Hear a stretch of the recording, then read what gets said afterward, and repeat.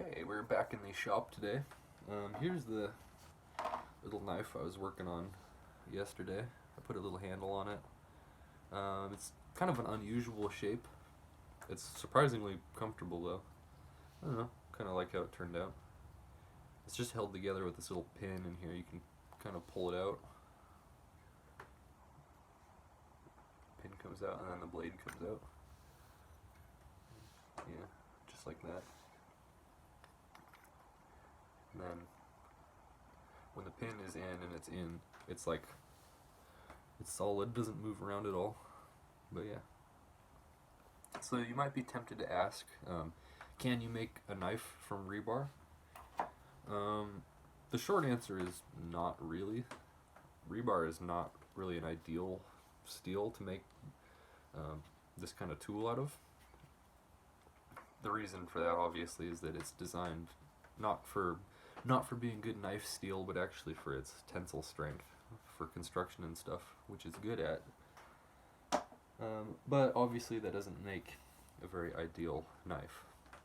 And also, the process that they use to make rebar is, I believe it's called continuous casting or something to that effect, where essentially they take a bunch of random, just all kinds of different steels and basically melt them all down together in one big pot and kind of continuously add stuff to it, and then the rebar that comes out, or I guess rather the steel that is produced that way, kind of comes out in one continuous piece.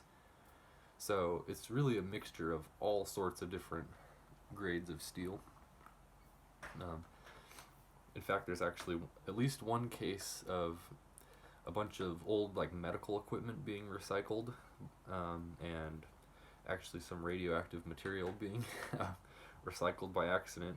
So there was actually one case where a bunch of radioactive rebar was created and got shipped out, and they had to hunt it down. As a big thing. But anyway, I guess what I'm getting at is that the composition of rebar from batch to batch varies a lot, and even because it's one continuous piece of steel, even the composition between different sections in the same piece of rebar can vary a lot. So for that, it's not very ideal.